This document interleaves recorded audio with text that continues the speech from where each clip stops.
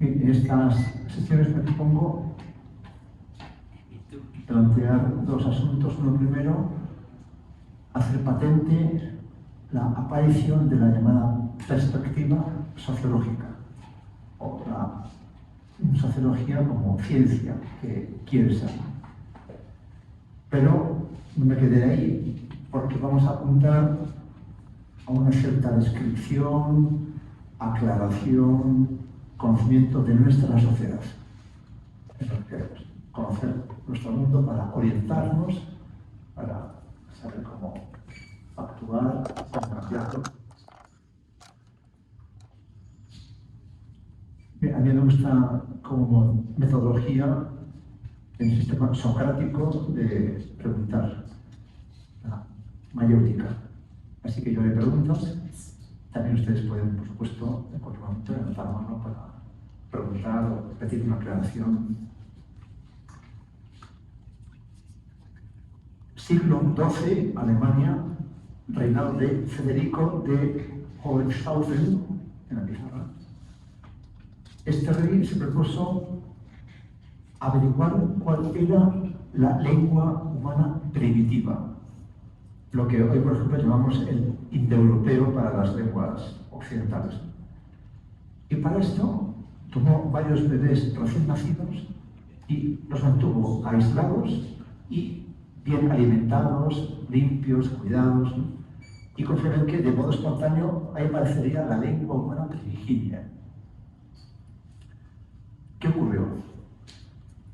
¿Qué pasa si tenemos a esos niños aislados sin contacto? ¿Qué fue de ellos? Murieron. Es decir, si el ser humano no aprende a hablar, no es viable, muere. Está el caso documentado históricamente en los últimos 2 o 3 siglos de los llamados niños lobo, que son variados en la India, en África. Aún hace 10 años, en Talca, ciudad chilena, se descubrió a un niño de 2 años, hijo de una madre alcoholizada, al que amamantaba una perra. Esto lo hemos conocido ayer en nuestro continente. Bien, como digo, los niños lobos son variados. Gente que perdió contacto con el grupo humano con meses, o con 1 año, 2 años, etc. Pero siempre, eso está documentado, cuando fueron descubiertos y se intentó reintegrarlos en la sociedad humana, la cosa falló.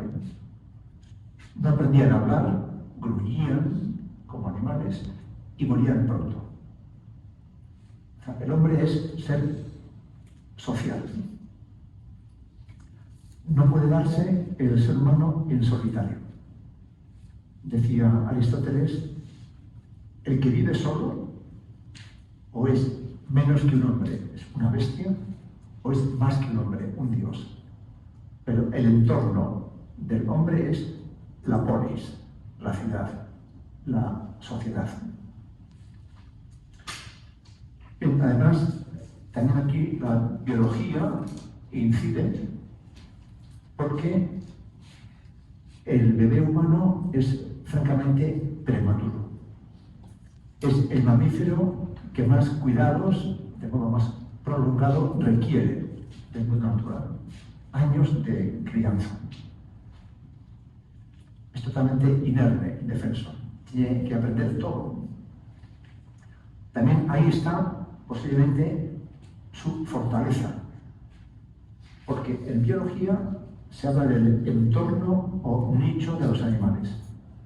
Para los animales es relevante una fracción del mundo, el mundo físico, espacial, tal o cual frecuencia sonora de onda o visual. Los perros tienen un olfato fabuloso, una vista muy mala, etc. Para una garrapata, por ejemplo, ¿cómo es el mundo? Entonces, la piel de un mamífero de sangre caliente y los pelos son como las montañas para nosotros, ese es su entorno. ¿Cuál es el entorno del ser humano? Javier. ¿Cuál es el nicho ecológico del Homo sapiens? El El hombre no tiene entorno, tiene mundo. Vive desde el polo norte, desde el polo, esquimales, hasta el desierto. Incluso se plantea ir a otro planeta, porque este se le queda pequeño. O sea, el ser humano se adapta a todo, a cualquier tipo de hábitat, come de todo, como Rambo, el héroe del cine, que, como dice su coronel, come cosas que harían vomitar a una cabra. No, pues ese es el ser humano. Somos Rambo, en cierto modo. O sea, tenemos mundo, no estamos ligados a un entorno particular, como el resto del reino animal. Bien. Primero, para el grupo o para el individuo es la vida, la acción, ¿no? Se levanta por la mañana más o menos tranquilante, más o menos lúcido, y consigue llegar al trabajo o a clase, etc. Trabaja, se alimenta, hace vida social, se divierte, etc. Lo primero es la vida, y así también el grupo, una familia, un clan, una tribu, una sociedad. La reflexión es después, posterior, y se produce cuando hay una crisis, un problema. Entonces uno tiene que pararse, deliberar cómo afrontamos esto, este reto, crisis, amenaza, dificultad. O sea, la reflexión sigue a la vida. Y así ocurre con la sociología, tal como la entendemos en el concierto de las disciplinas y de las actividades. La sociología como ciencia moderna es la respuesta a una gran crisis en el comienzo de la modernidad occidental. ¿De qué crisis hablamos? Crisis concreta, datada históricamente, tal año, tal lugar. O sea, ¿qué crisis? Revolución Francesa. 1789. 1789 al 90 y tantos. Porque esa revolución, primero, duró varios años. Otro dato, estuvo inspirada por intelectuales. Todo un siglo, el siglo de las luces, donde se debatían propuestas, modelos de sociedad perfecta. Una revolución burguesa.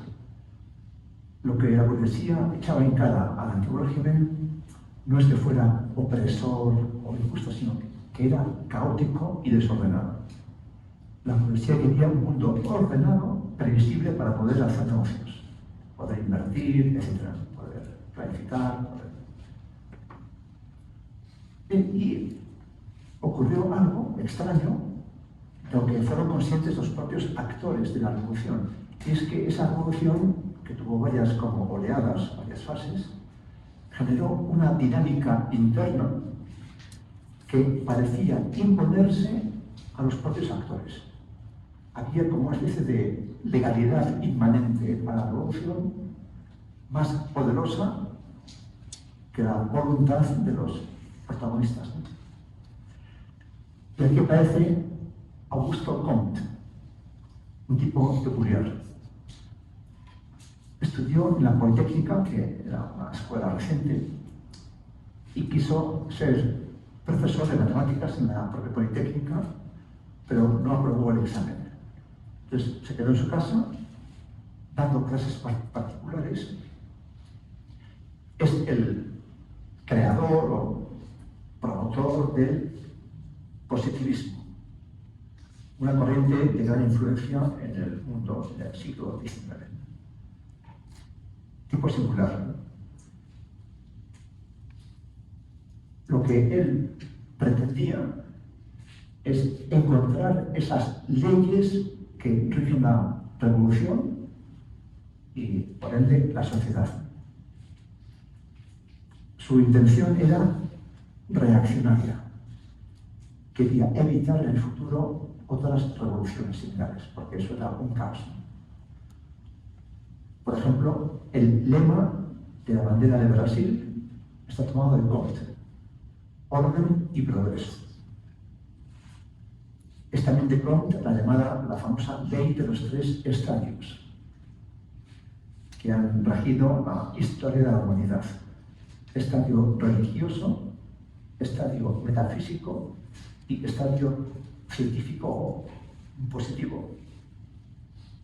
En un comienzo manda la religión, el mundo sobrenatural, los dioses. Después manda la metafísica, la filosofía, el pensamiento. Es la hora de la ciencia de tomar el mando. ¿Y con qué propósito? Su lema, lo digo en francés, un poco de antería, no está mal, y lo traduzco: savoir pour prévoir, saber para prever, y prévoir pour pouvoir, prever para poder.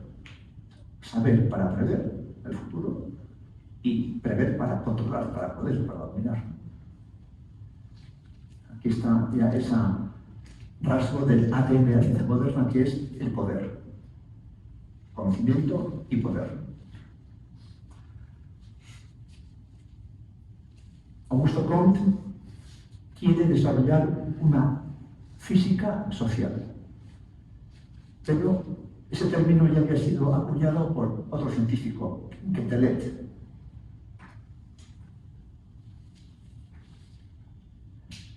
Entonces, claro, como él tenía su prurito de originalidad, inventa un término nuevo: mezcla del griego y del latín, sociología. Societas latín, logos griego. Discurso, tratado, estudio de la sociedad, sociología. Una nueva ciencia, damos la bienvenida. Bueno, y en los manuales de sociología se conviene en que Comte es el padre fundador de la sociología como ciencia moderna. Por supuesto, ha habido siempre pensamiento en torno a la sociedad, o sea, los griegos y antes, ¿no? Pero la sociología como ciencia moderna nace en ese final del XIX, final del XVIII, comienzo del XIX. Cofundador sería también San Simón, del que Comte fue secretario los últimos 7 años de su vida. Un conde aristócrata y revolucionario. Con 17 años va a Estados Unidos a luchar con el general Lafayette en pro de la independencia de Estados Unidos. Nota a pie de página: papel importantísimo de las tropas francesas y españolas en la independencia de Irak. O sea, combatió con 17 años, fue apresado, volvió, le pilló la revolución, aventuras increíbles. Por ejemplo, con el que fue ministro de la Revolución y de Napoleón, Talleyrand, obispo secularizado, intentó comprar Notre Dame, la catedral, que tenía un techo metálico, para hacer negocio vendiendo el techo como chatarra. En la revolución todo es posible y hay todo tipo de... Bueno, pasó por alternativas muy variadas, se arruinó, recuperó el patrimonio, tuvo intuiciones brillantes. Por ejemplo, proponía llenar el mundo de canales, entre ellos el de Panamá. Ya San Simón ya lo propuso. Marx lo descalifica después como socialista utópico. Era un poco idealista. Por ejemplo, él proponía que los trajes que usaban los occidentales, los europeos, llevaran todos los botones a la espalda, para que fuera obligatorio contar con ayuda para abrochárselos, para fomentar la cosa social, ¿no? Uno no podría vestirse solo, estaría obligado a pedir ayuda a otros. Bueno, Comte es un poco parecido. Por ejemplo, él creó con esta corriente positivista una especie casi como de religión, donde una señora, Clotilde de Vaux, ex prostituta, era una especie como de diosa. Ya se ve que es un mundo peculiar, ¿no? Bueno, Comte, como digo, positivista, funda la sociología como ciencia que quiere ser una ciencia exacta, natural, de los fenómenos sociales. Pero no por puro saber, sino para prever y controlar, para poder, ¿no?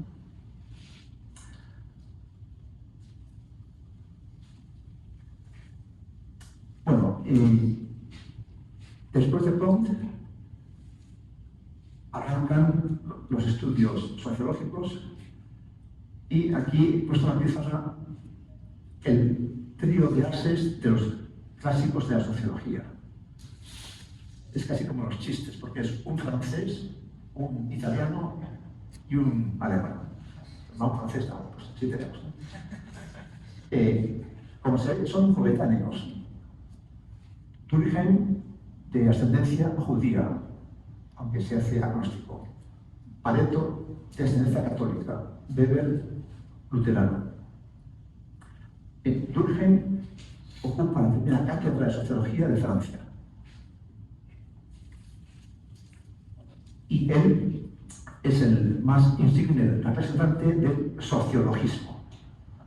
Sociología como disciplina reina.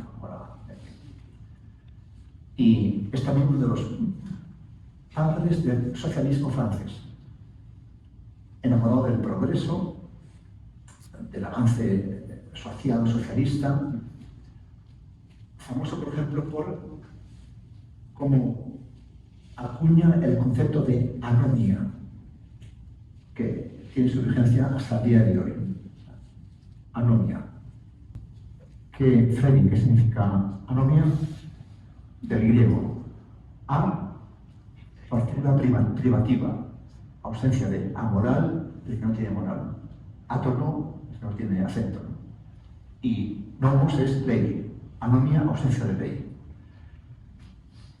Durkheim se da cuenta de algo, y es que la libertad es una gran conquista moderna que hay que defender, profundizar, expandir. Pero si cada uno piensa y vive como quiere, ¿cuál es el peligro? Que la sociedad se deshaga, se disuelva, se disgregue. Porque una sociedad se mantiene unida si hay un consenso de partida básico en torno a valores fundamentales. Si no hay consenso, hay enfrentamiento, disgregación y esa sociedad muere. ¿Cómo preservar la libertad? Conquista, libertad a tope, sin que se rompa el orden social, sin que aparezca la anomia, la ausencia de ley, de valores compartidos. Bueno, y es también pionero de la sociología de la religión. Y él propone algo que tiene vigencia hasta el día de hoy.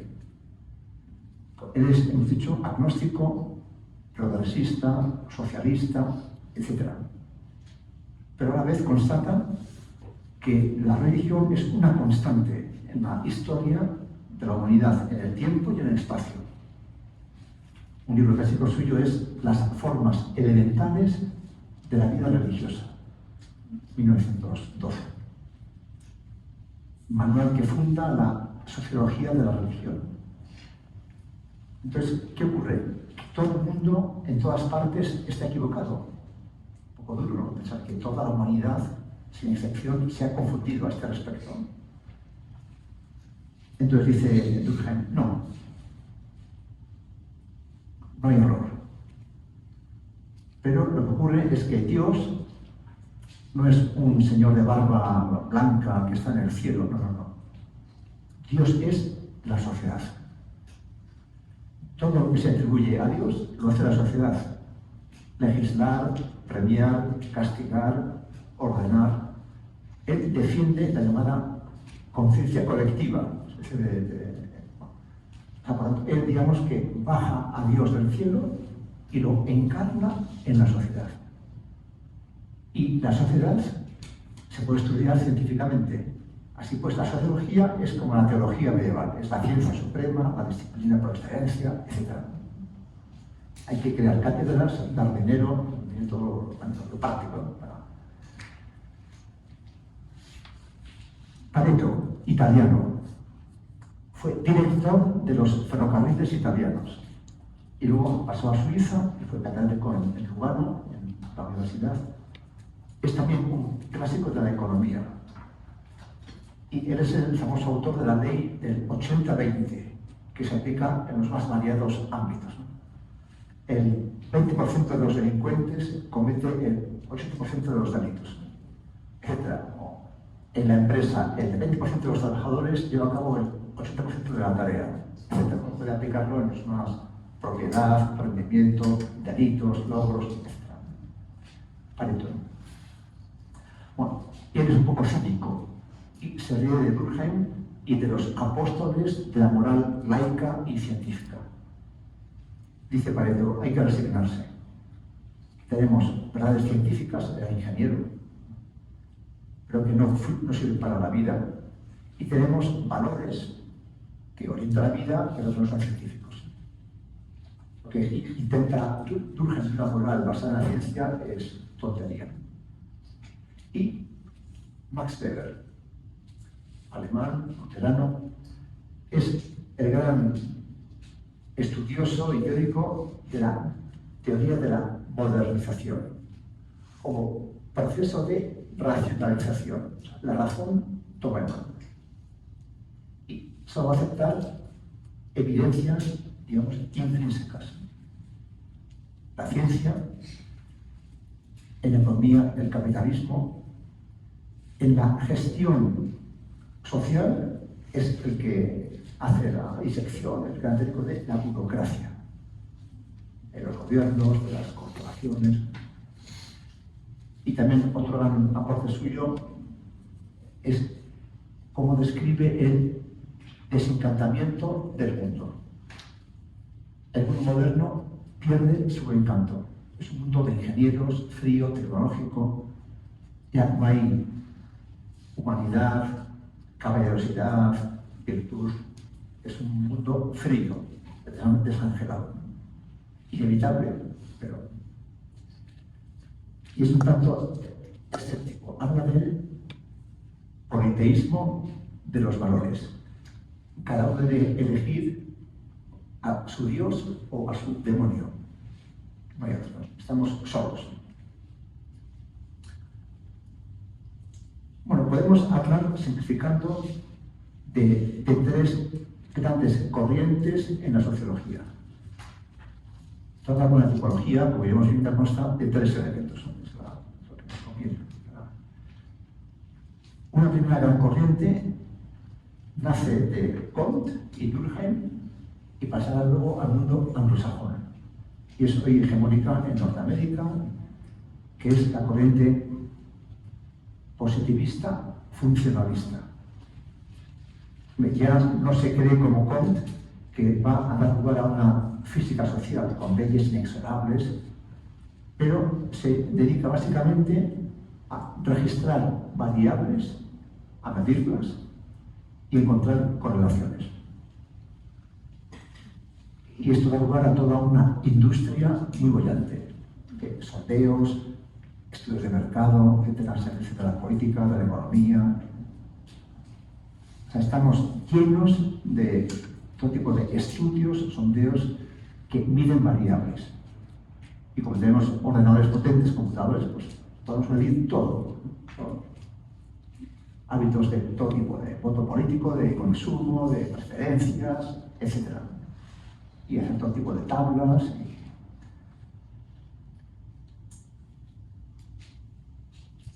Segunda gran corriente sería el marxismo. Claro, como recordarán, porque esto es lo más elemental que está en todos los manuales, Marx dice que hasta ahora los filósofos se han propuesto comprender, explicar el mundo. Ya está, eso es palabrería superflua. Lo que hay que hacer ahora es transformarlo, como el vídeo de Weimura, hay que cambiar el mundo. Ya está bien de teorías, hay que pasar a la acción. Bien, pues para la corriente marxista, la sociología y las ciencias sociales son una herramienta al servicio de la revolución, básicamente. Todavía, por ejemplo, la Academia de Ciencias de China dice esto en sus estatutos. Marxismo como doctrina oficial. Y en China, en cualquier facultad universitaria, todo tipo de estudios, el primer año está dedicado al estudio del marxismo. Marxismo obligatorio. Es la doctrina oficial del régimen del Estado.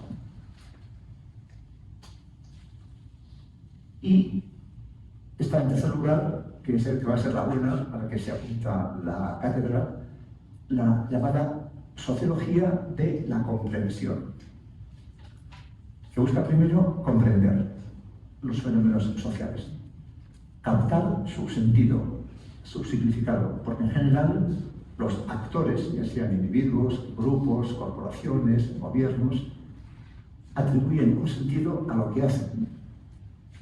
Algo se propone el actor, algo tiene en mente. O sea, se busca comprender y explicar, tal con causas, factores. Sabiendo que aquí hay que conceder algo al positivismo, y es que por supuesto que en la vida social hay causalidad, hay causas y efectos, pero no siempre es fácil discriminar qué es causa y qué es efecto. Un par de ejemplos. Tenemos una persona que está viendo en la televisión unas películas de suma violencia, eso le produce un impacto emocional, sale a la calle y estrangula a su novia. Esto pasó, por ejemplo, con la película de los corderos, ¿no? Un joven pintor que de la película salió y estranguló a su novia. ¿Ahí qué ha pasado? La película ha influido en la mente del joven y le ha llevado a matar a alguien, o también puede ocurrir que gente de por sí violenta y agresiva busque películas violentas que le confirman en su actitud previa. ¿Qué es causa de qué? No siempre es patente lo que es causa y lo que es efecto. Así podemos hablar con cierta efectividad de variables que se correlacionan. Por ejemplo, una pregunta tipo trivial para Freddy. ¿Qué variable, qué factor es el que más se asocia en Norteamérica y tal vez en todo el mundo? Siempre hablaré de Norteamérica porque es donde hay más datos, ahí está todo medido, estudiado, etc. ¿Qué variable se asocia más frecuentemente con delincuencia juvenil? De chicos, sobre todo, son los más delincuentes. ¿Qué variable es la que más se asocia a comportamientos juveniles delictivos? En concreto, ausencia del padre. Es la variable que más veces.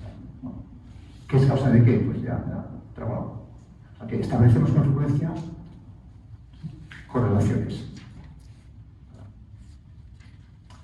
Bueno, pues la tercera corriente, decíamos, de la comprensión, busca comprender y en lo posible explicar. Aquí tenemos a Max Weber, por supuesto, a Georg Simmel, coetáneo suyo, alemán. Simmel es el autor clásico hasta el día de hoy para el estudio de la moda como fenómeno social y cultural. Siempre que se habla de moda, Simmel es la fuente. Alfred Schütz. Esta corriente, como se está viendo, o sea, en ciencias duras, matemáticas, física, química, biología, etc., la comunidad científica es universal, es el mundo entero.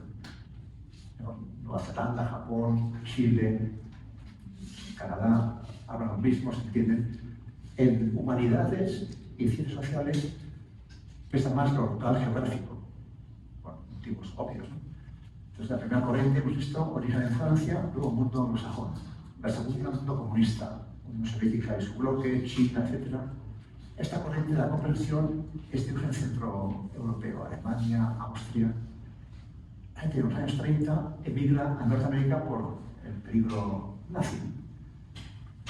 Alfred Schütz, por ejemplo, emigra a Nueva York y trabaja en un banco, no como banquero, sino como bancario, empleado de un banco.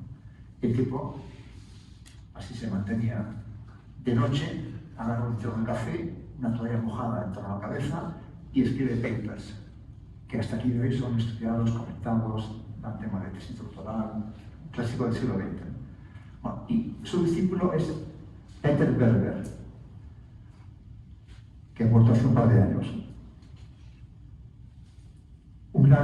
Hablaba español muy bien, muy gran conocedor de América Latina. Y yo siempre recomiendo a Berger, para todo el que quiera introducirse en la sociología. Tiene libros, por supuesto en inglés, pero también muchos en castellano, que son fabulosos para iniciarse en la sociología. Es la tercera corriente, por tanto, de la comprensión y... Bueno, hemos visto que lo que da origen al trabajo de Comte y seguidores es un gran desorden, una revolución que cambió el mundo en gran medida. Se puede afirmar, por tanto, que la pregunta que da origen a la sociología es la pregunta acerca del orden en la sociedad. Esto pasa a veces que hay una cuestión que es la que alumbra, la que engendra una ciencia, una disciplina. Y el asunto del orden tiene una variedad de aspectos. Por supuesto, tiene que ver con el poder. El poder, el gobierno que controla, que legisla, que premia, que sanciona. Tiene que ver con el orden. El poder mantiene el orden. Y por eso no hay un grupo humano, pequeño o grande, sin gobierno, sin poder. Ya sea cualquier tipo de sociedad, mercantil, económica, política, cultural, deportiva, delictiva. Una banda de cuatreros tiene un jefe. El poder reparte medios, tareas y personas. En la banda de cuatreros, uno hace la foto de la víctima o de la casa que van a robar, otro maneja el auto, otro consigue las armas, otro es experto en explosivos, etc. En un gobierno hay ministerios, consejerías, departamentos. En la empresa hay finanzas, marketing, ventas, personal, etc. En cualquier ente hay un reparto de tareas con recursos que se asignan a las tareas. Eso es tarea del gobierno. Claro, he dicho que el gobierno asigna tareas y recursos y también legisla, premia y castiga. Pero no es posible colocar un policía junto a cada ciudadano. Eso es inviable. No va a decir la capacidad del Estado. Y además, después, ¿quién vigila al vigilante? Recuerdo en mi primer viaje a Estados Unidos, año 91, que pasé allí un mes, invitado por el gobierno.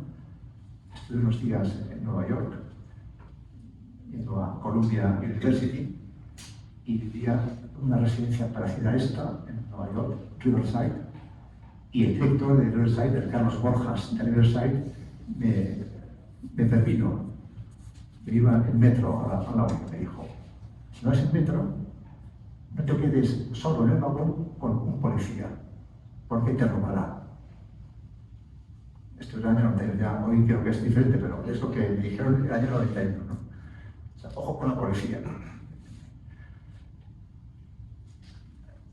Entonces no podemos tener junto a cada ciudadano un policía, un soldado.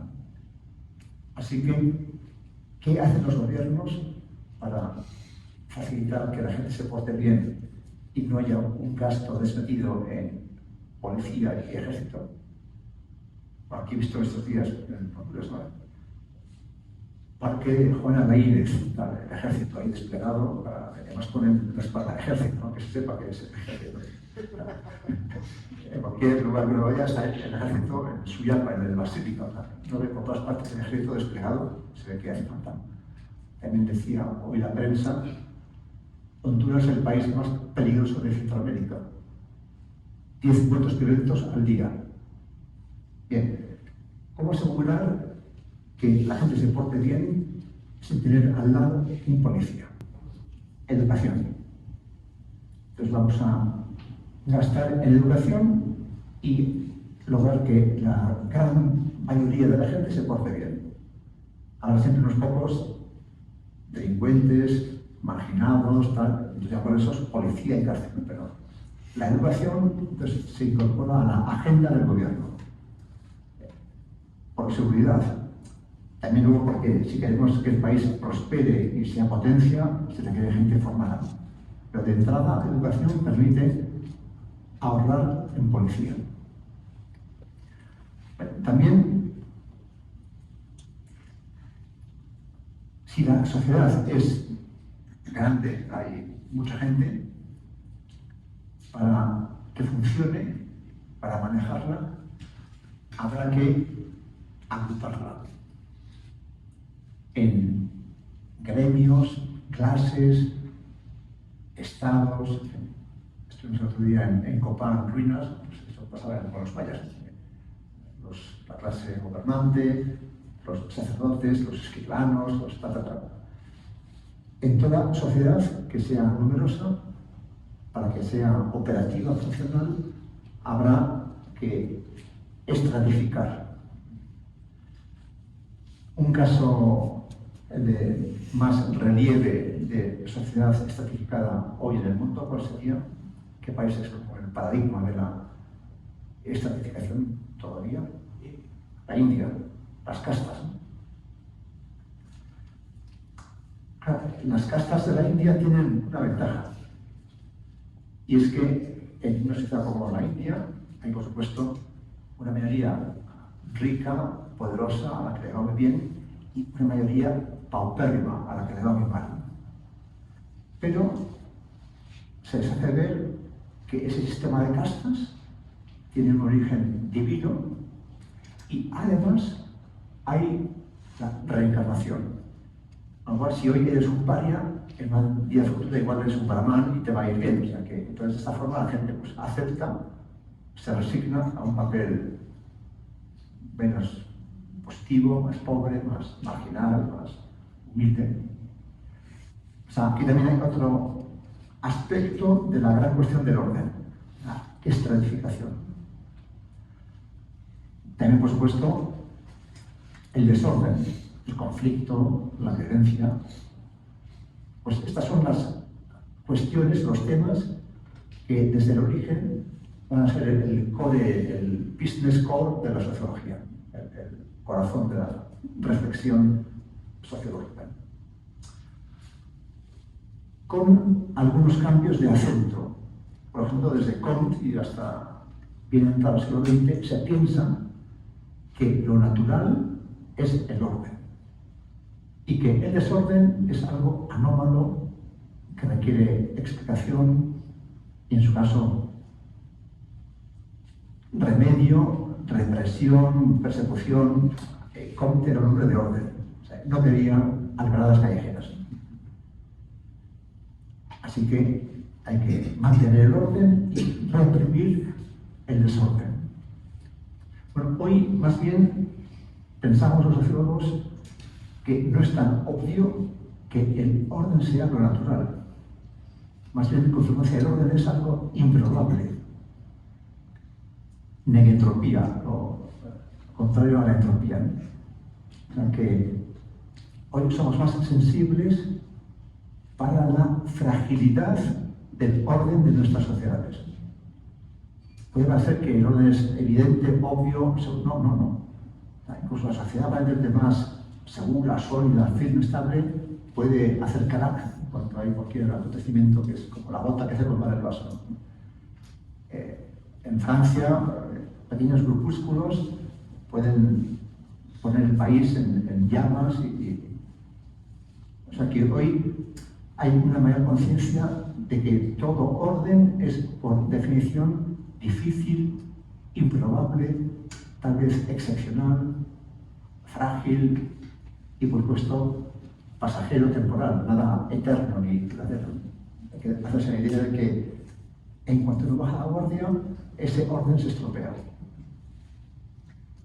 Bien, hay, como digo, el conglomerado de cuestiones que alimentan la sociología en su devenir como ciencia moderna. Claro, a la vez, todo científico, para conocer, estudiar, manejar su objeto, lleva a cabo taxonomías, tipologías. Por ejemplo, si uno estudia la fisiología del ser humano, distinguimos funciones y sistemas, ¿no? Sistema respiratorio, sistema digestivo, sistema nervioso, sistema reproductivo, inmunológico, etc. Luego todo, el cuerpo es uno, pero a efectos de análisis uno puede aislar sistemas y estudiarlos, la fisiología, los órganos competentes, etc. O también en sociología hay una gran diversidad de sistemas o funciones que dan lugar a sociologías sectoriales o regionales. Y hay una sociología de la política, la economía, la educación, la sanidad, la religión, el arte, la cultura, el deporte, etc. Sociologías sectoriales. Con lo cual, la sociología nacional estudia todo. Y es una disciplina de síntesis que se nutre de muchas y variadas aportaciones. Esto ha llevado a una cierta crisis en la propia sociología, porque hasta hace poco, digamos que las diversas disciplinas científicas duras o humanísticas, desde la física, química, etc., hasta el derecho, la historia, la economía, no se habían ocupado de la dimensión social de su tema, de su objeto. Entonces ha entrado la sociología, pero ya hoy ellas lo hacen, con lo cual eso provoca un conflicto de intereses con la sociología clásica, de que ya los juristas hacen su propia sociología, y los médicos, y los físicos, y los antropólogos, y los historiadores, etc. Con lo cual ahí nos quedamos un poco sin tema, sin materia a la que hincar el diente. Una especie como de pugna de disciplinas, aunque también hay que tener en cuenta, me parece, que en general la división por áreas de conocimiento, docencia, investigación, etc., está bien como una herramienta administrativa que manejan los gobiernos, los ministerios de educación, los centros académicos, etc., está bien. Pero lo que importa es más que la etiqueta de lo que hacemos, la contribución que se aporta. Un gran filósofo del siglo XX, también que trabajó mucho sobre la universidad, Karl Jaspers,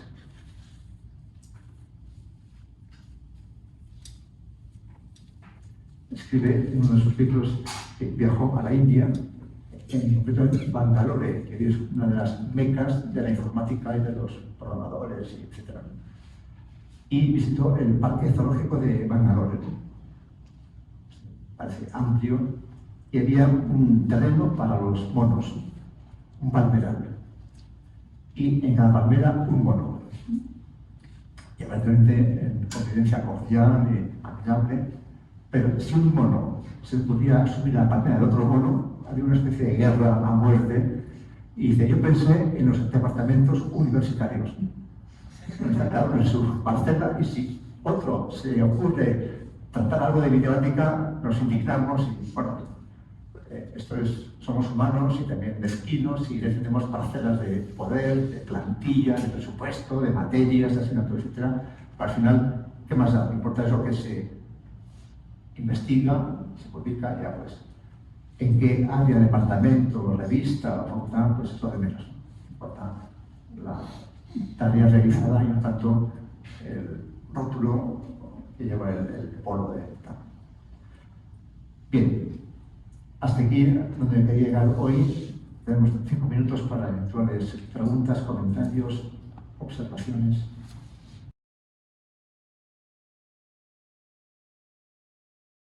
Claro, hombre, la muerte del cosmos por enfriamiento y eso está asegurada. Dentro de 3.000 millones de años, pero está asegurada. Bien. Claro, yo creo que ya de Texas abajo, en el ámbito social, macro o micro, lo primero es ser conscientes de que todo orden, o sea, toda conquista social está amenazada. La libertad, por ejemplo, de todo tipo, libertad de expresión, libertad de investigación, libertad política, siempre está en peligro. ¿Cuántas veces hemos hecho la experiencia? Bueno, el fin de semana pongo orden en mi despacho, en mi armario, en mi jardín, se pone incluso el de deporte, y ya todo el día una montaña de basura, de papeles viejos, fabuloso, ¿no? Suntuoso, y ya. A las 3 semanas hay otra vez desorden. Y eso pasa en la vida social. O sea, los logros fabulosos, ¿no? De justicia, de derechos, de transparencia, de libertad, etc., están siempre en peligro. Entonces esto pide ciudadanos atentos y vigilantes. O sea, para no dormirse en los laureles. Es una experiencia del deporte y de la ciencia y de todo. Llegar a la cima puede ser difícil, pero es mucho más mantenerse en la cima.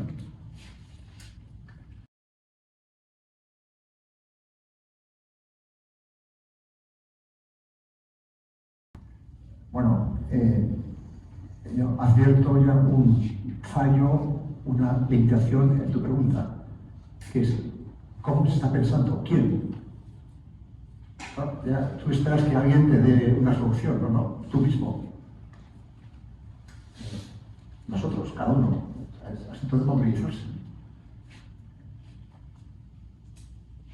O sea, esto es una tendencia de nuestra sociedad, delegar en el poder del Estado o de las grandes compañías.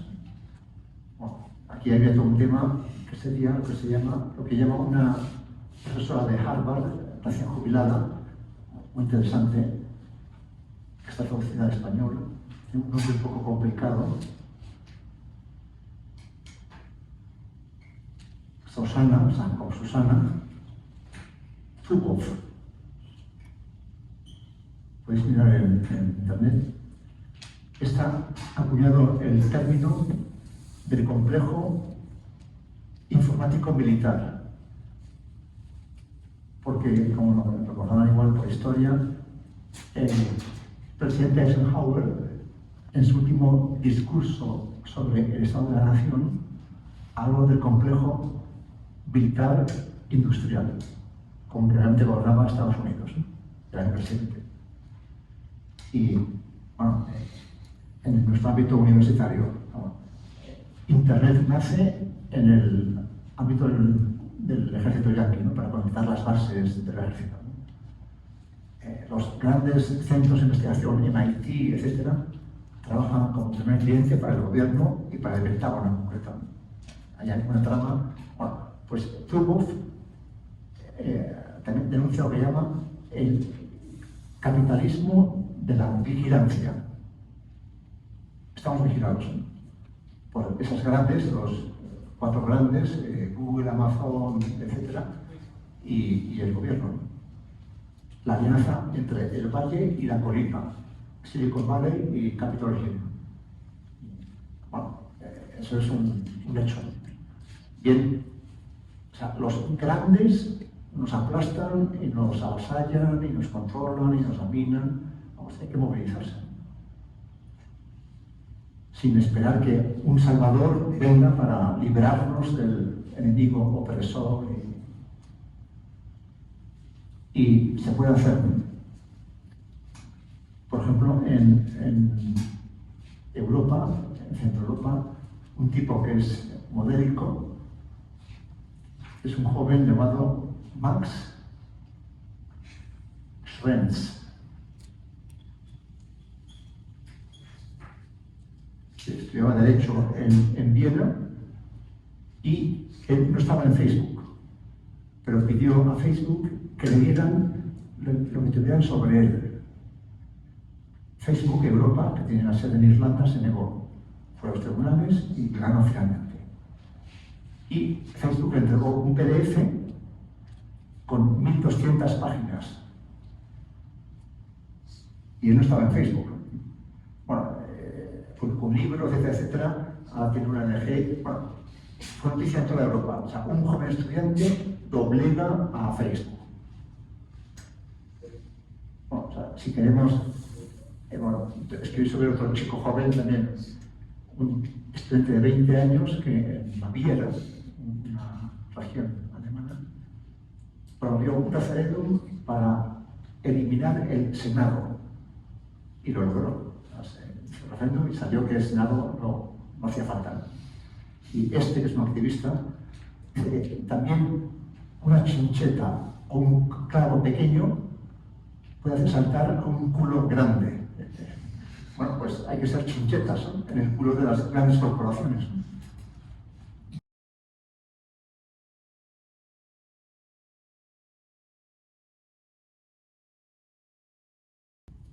Bueno, siempre puede haber un tipo genial que en el contexto más adverso tenga una idea brillante, ¿no?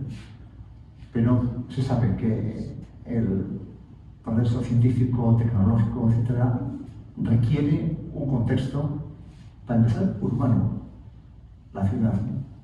Y luego un mínimo de estabilidad y de paz y de...